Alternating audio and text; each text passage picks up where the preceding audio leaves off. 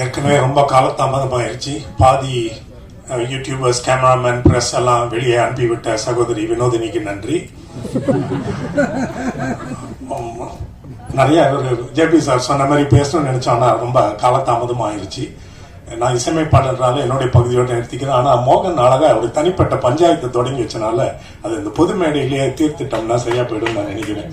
அதாவது 3 பாடல்கள் என்னோட உதவி இசையமைப்பாளர் விபின்க்கு நான் எழுதியிருக்கேன். சொன்னான்னு கேட்டார்ல, இதையும் சொல்லல. அவர் இசையமைப்பாளரான முதல் வாய்ப்பை எனக்கு இன்னைக்கு வரைக்கும் சொல்லல. ஏன் என்கிட்ட மறைச்சான்? பொறாமப்படுவேன்னு நினைச்சானா, இல்ல யாருக்கா போன் பண்ணி ஏன் அவனுக்கெல்லாம் வாய்ப்பு கொடுக்குறீங்கன்னு சொன்ன நினைச்சானான்னு எனக்கு தெரியல. இன்னைக்கு வரைக்கும் நான் இசையமைப்பாளர் ஆகுறேன், எனக்கு வாய்ப்பு வந்திருக்குன்னு சொல்லவே இல்லை. ஆனா 3 சீரியல் பண்ணிட்டான், நிறைய பண்ணிட்டான். ஏன் அந்த மறைச்சான்னு என் மனைவிக்கு வருத்தம். ஆனா நான் வருத்தப்பட மாட்டேன்னு அவனுக்கு நல்லா தெரியும். நான் யார்ட்டையும் எது எதிர்பார்க்கிறவனே இல்லை, எல்லாரையும் புரிஞ்சுக்குவேன். ஏதோ ஒரு காரணத்தினால நம்மகிட்ட மறைக்கலாம்னு புரிஞ்சுட்டு இன்னைக்கு வரைக்கும் சொல்லல. இதை தனியா சொன்னா எங்களுக்குள்ள புரிஞ்சு போயிடும், மற்றவங்களுக்கு பாடம் ஆகாதுன்னு பொது மேடையில் பதிவிட்டு விட்டு இனிமே அப்படி பண்ணக்கூடாது. யாருக்கும் மறைக்க வேண்டிய அவசியம் இருந்தா, காரணம் இருந்தா பண்ணலாம். நன்றி மோகன், தேங்க்ஸ் டு யூ. சரி, எனக்காவது நீ சொல்ல, அந்த 3 பாடல் என்னத்துக்கு எழுதிக்க? படமா இல்ல சீரியலா? சீரியலா எப்படி சொல்ல மாட்டாரு, அதனால நான் வாட்ட அப்புறம் போன் பண்ணி தெரிஞ்சுக்கிறேன். சரி, நேரடியா விஷயத்துக்கு வருவோம். ஒரு வட சென்னையினுடைய பின் ஒரு த்ரில்லர் களத்துல ஒரு குடும்ப கதையை அப்படி சொல்ல முடியுமான்றது எனக்கு தெரியல. முதல் முறையா இயக்குனர் மைதீன் பாய் வந்து என்னை பார்க்கும் பொழுது இதை நீங்க பண்ணணும், ஒரு சின்ன கதை தான் அப்படின்னு ஒரு 4 வரிகள்ல அதனோட பிளாட் பாயிண்ட் சொல்லுவாங்கல்ல, அந்த கதை கருவை அது சொன்னோன்னே எனக்கு பிடிச்சிருச்சு மனசுல. நான் வந்து ஸ்கிரிப்டை வாசிக்க விரும்புறேன். ஏன்னா அந்த இயக்குனர்கள், உதவி இயக்குனர்கள், இணை இயக்குனர்கள் அந்த கதையை சொல்லும் போது பாத்தீங்கன்னா அவங்க சொல்லும் பொழுது அங்கங்க மனசுல தோன்றதை ஃபீல் பண்றதெல்லாம் சொல்லிட்டே போவாங்க. அது படத்துல வராம போயிடும், இல்ல சொல்ல வேண்டியவர்களை சொல்லாமலும் போயிடுவாங்க. அதனால நான் ஸ்கிரிப்டை கொடுத்துருங்க, ஏன்னா அதுல இருக்கதான் எடுக்க போறாங்க. ஸ்கிரிப்ட் கம்ப்யூட்டர் ஃபுல் ஸ்கிரிப்ட் படிச்சோன்னே ரொம்ப பிடிச்சி போச்சு. விபின்ட்டு நான் சொன்னேன், நீ ரொம்ப நல்ல கதைடா, இதை நம்ம பண்ணணும். அப்படிதான் ஒத்துக்கிட்டேன். அவர் படமா பின்னணி இசைக்கு எனக்கு அனுப்பும் போது வந்து பார்த்தா அவர் சொன்னது அப்படியே ரொம்ப அழகா, இன்னும் நான் நினைச்சதை விட அருமையா எடுத்திருந்தாரு. எல்லாரும் அவங்கவுங்க பங்க ரொம்ப சிறப்பா பண்ணியிருக்காங்கன்றது சந்தேகமே இல்லை. நிறைய இப்ப பாருங்களேன், வினோதினி அவர்களை வந்து ஒரு 10-12 ஆண்டுகளுக்கு முன்னாடி நீங்க என்ன படம் எனக்கு நினைவில் நீங்க சொல்லுங்க. ஒரு கதாநாயகி அக்காவை நடிச்சிருப்பீங்க, எங்கேயுமே போதும். அந்த படத்துல அப்ப யாருமே உங்களுக்கு தெரியாது. பார்த்தோன்னே மனைவிட்டு சொன்னேன், இன்னைக்கு நம்ம படம் ஒரு படம் நம்ம டைரக்ட் பண்ணாலும் இவங்களை காஸ்ட் பண்ணணும், இவங்களுக்குன்னு ஒரு கேரக்டர் வைக்கணும்னு அப்படி என் மனசுல இடம் பிடிச்சவங்க. அப்படி பல விஷயங்கள்ல என்னை மனசுல இடம் பிடிச்சவங்க. இந்த படத்துல பசங்க படத்துல அவங்க அந்த பையனுக்கு, குட்டி பையனுக்கு அம்மாவை சேர்ந்து அவங்க நடிச்சிருந்தாங்களா, அன்னைக்கு அவங்களே மனசுல வச்சுக்கிட்டேன், இவங்களும் என்னைக்கு நம்ம பண்ணாலும் நம்ம படத்துல இவங்க இருக்கணும்னு. இப்படி இப்ப இந்த படத்துல ஜேபி சார் நடிச்சது நீங்க பாத்தீங்கன்னா தமிழுக்கு ஒரு மம்முட்டி. இவ்வளவு முதிர்ச்சியோட, இவ்வளவு எளிமையா வசனங்களும் எல்லாமே சில காட்சிகள் எல்லாம் பண்ணியிருப்பாருல, முக அசைவுகள் திரும்பி பாக்குறதுலயும் அட்டகாசமா இருக்கும். இப்ப நான் வந்து எந்த படத்தை பார்த்தாலும் அதை நான் இசையமைப்பாளர் இருந்தாலும் சரி, நான் டைரக்ட் பண்ண இப்ப அடுத்த வாரம் வெளியாற படமா இருந்தாலும் சரி, ஐ வில் பி ஷேம்லெஸ். நானே கிரிட்டிசைஸ் பண்றதுக்கு எந்த படத்தை பார்த்தாலும் முதல்ல ரசிகனை பார்ப்பேன். அப்ப இந்த படத்துல பாக்குறோம்ல, அப்ப என்ன உணர்வு வருதுன்னா, என் மனைவி ஒண்ணு அந்த படத்தை பார்க்கல, நான் மொத்தமா எல்லாரும் பாக்குற ப்ரிவியூவை பாக்குற துணா பார்க்க விருப்பம் இல்லைன்ட்டாங்க. அப்ப நான் என்ன சொல்லுவேன்னா, எந்த படத்தை பார்த்தாலும் ஒரு சலிப்போடு வரும்ல, இதை அப்படி பண்ணிருக்க கூடாது, இது என்ன, ஏன் இப்படி எடுக்கிறாங்க, இவ்வளவு வயலன்ஸ் இல்ல, இது ரொம்ப போரியா, ஏன் திரும்ப திரும்ப இதே இப்படி எல்லாம் எதையா ஆளுக்கு ஒரு கோணத்துல ஒரு படத்தை பார்த்து புலம்பிக்கிட்டே வெளியில வருவோம்ல. நான் சொல்றேன் பாருங்க, இதை நீங்க புரிஞ்சுக்குவீங்க. ஆல் பாஸ் படத்தை பார்த்துட்டு வெளியே வரும்போது ஒருத்தர் கூட ஒரு சின்ன விஷயத்தை கூட சலிச்சுக்காம வெளியே வருவீங்க. இது எப்படிப்பட்ட வெற்றிகரமான படமா அமையும், எவ்வளவு பணத்தை ஈட்டி தரும், இதெல்லாம் எனக்கு சொல்ல தெரியல.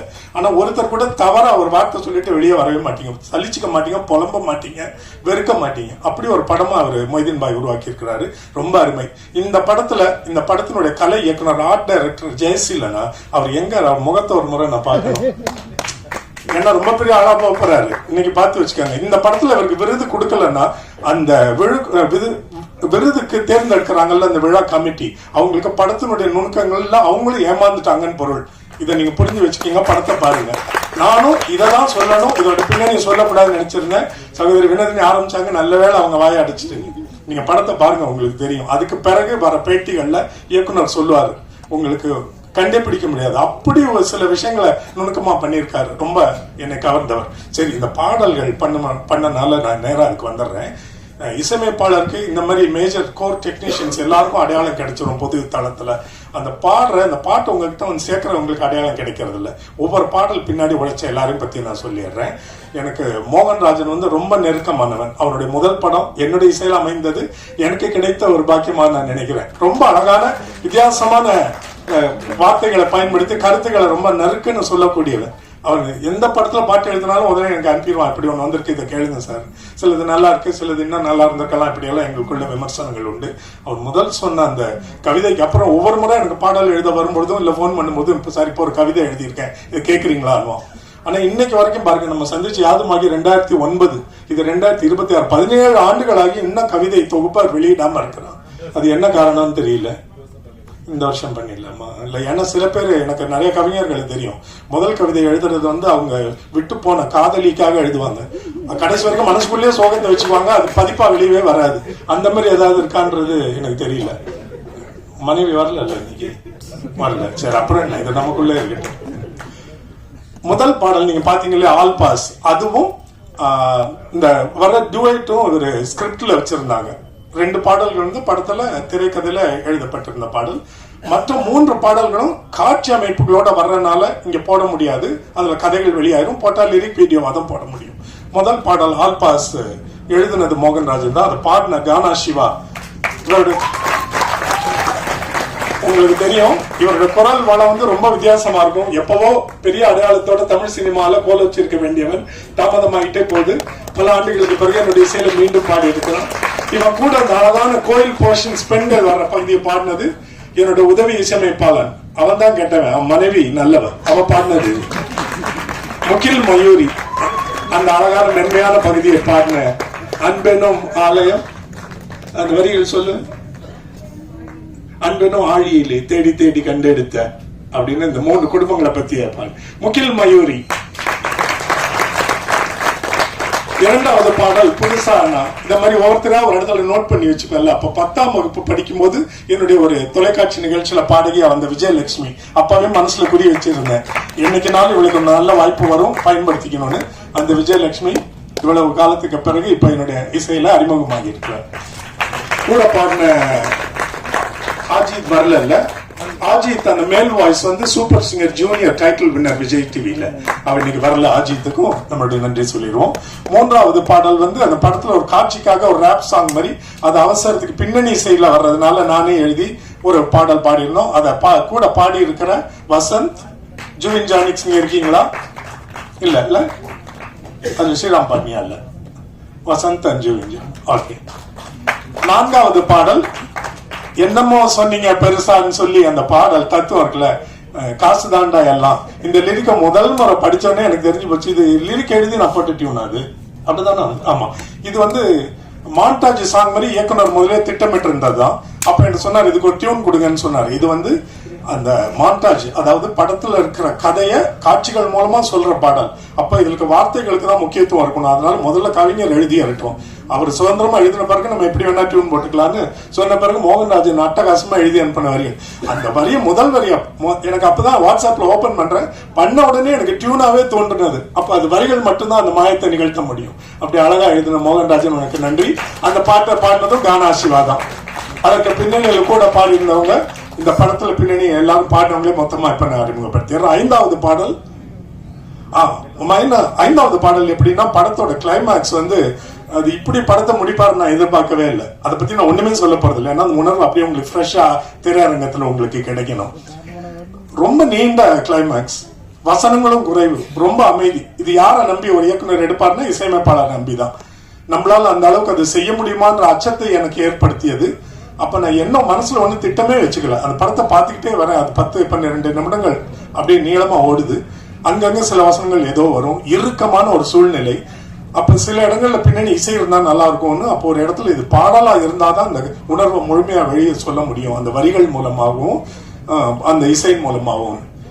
மோகன்ராஜன் வந்து இன்னைக்கு தமிழ்நாட்டில் ரொம்ப பிஸியா இருக்க கதாநாயகர்கள் மாதிரி அவரோட நேரம் உடனே கிடைக்கும். அது பாட்டு எழுதி வாங்கிலாம் அந்த படத்தை அவருக்கு முடிச்சு தர முடியாது.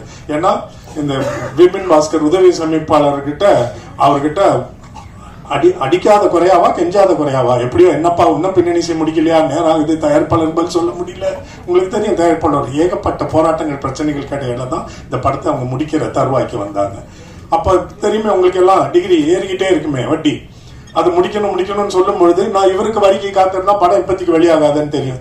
அதனால நிலவை பார்த்திபன் சொல்லி ஐடி இண்டஸ்ட்ரியில பெங்களூர்ல பணிபுரிஞ்சிட்டு இருக்க ஒருத்தர் நல்ல அழகான கவிதைகள் எழுதக்கூடிய ஒரு இளைஞன் எனக்கு சில ஆண்டுகளுக்கு முன்பு அறிமுகமானா. அவனுக்கு சொன்னேன், இங்க பாரு, இப்போ ஒரு நான் கதைக்களம் ஒண்ணு சொல்லுவேன், இது படத்துல பின்னணி செயல வரப்போகுது, காட்சிக்கு வலு சேர்க்கிற மாதிரியான வரிகள், இது பாடல் ஸ்டாண்ட் அலோன் சாங் கிடையாது அப்படின்னு சொல்லி அந்த கதையை சுருக்கம் சொல்லி என்ன அங்க தேவைப்படுதுன்னு சொல்லி அனுப்பி விட்டேன். அருமையா இருக்கு சார், இது எப்ப சார் வேணும் அப்படின்னா 5 நிமிஷத்துல வேணும். நீங்க சொன்னா நம்ம நீங்க வாட்ஸ்அப்ல டைமரோட இருக்கும்ல, உங்களுக்கு 5 நிமிஷத்துல வந்த பாட்டு அது. இதை நீங்க கேட்கல, அதனால நீங்க பாராட்ட முடியாது, உணர முடியாது. படத்தோட பார்க்க தெரிஞ்சு போயிடும். அந்த நிலவை பார்த்திபன் இன்னைக்கு பெங்களூர்ல இருந்து இந்த ஆடியோ ஒரு அறிமுக நல்ல நிகழ்ச்சி இவருக்கு வாய்ப்பு சினிமால கிடைக்குதுன்னு சொல்லி ட்ரெயின்ல டிக்கெட் புக் பண்ணியிருந்தாரா. அப்புறம் தான் விபின் சொல்றான், அவருக்கு ட்ரெயின் 5 மணி நேரம் தாமதம் ஆயிடுச்சுன்னு சொல்லிட்டாங்கன்னு, நாளைக்கு வர முடியாம போயிருச்சு. நிலவை பார்த்திபன் அடுத்த முறை நீங்க இந்த படத்தினுடைய வெற்றி விழாவில் அறிந்து கொள்ளலாம். அவர் எழுதிய பாடல் அதை ரொம்ப அழகா உணர்வுபூர்வமா ஷிபின்ற ஒரு சூப்பர் சிங்கர் எல்லாம் பாடிக்கொண்டு இருக்கிற இங்க இருக்காரா? Shibi, please come forward. One of the most talented youngster this Tamil film industry is going to see in a couple of years. கூட பாடி இருக்கிற தர்ஷா பெண் BA கர்நாடிக் மியூசிக் கலாக்ஷேத்ரால படிச்ச பெண். அவங்க 2 பேரும் இந்த பாடல பாடி இருக்கிறாங்க. வேகமா வாங்க, நேரம் ஆச்சு. தர்ஷா மற்றும் ஷிபி. ஷிபி ரஹ்மான் இசையெல்லாம் பாடிட்டாரு, எல்லாருடைய இசையிலையும் பாடிட்டு இருக்காரு. நீங்க இன்னும் ஒரு சில மாதங்களில் அல்லது 1-2 ஆண்டுகளுக்குள்ள மிகப்பெரிய இடத்துல வேற பாத்துக்கலாம். இப்பவே போட்டோ எடுத்து வச்சுக்கோங்க. One of the most talented singers I have come across. நன்றி. இப்ப அந்த படத்துல முழுக்க எல்லா பாடல்களையும் ஹார்மோனியம் படத்துல இசை மூலமா பின்னணி மூலமா வலு சேர்த்து அந்த எல்லா backing vocal singers I want you on the stage. Meenakshi, Sriram, வேற யாரும் இல்லையா? வசந்த் வாங்க, வா வா அப்படின்னு நின்றுங்க. ஸ்ரீராம், மீனாட்சி, வசந்த், வேற யாரும் இருக்கீங்களா? சாட்சனா இருக்கியா? அப்புறம் ஏன் வரமாட்டேங்கிற? வரணும்ல, நீ யாரை கூப்பிடாம?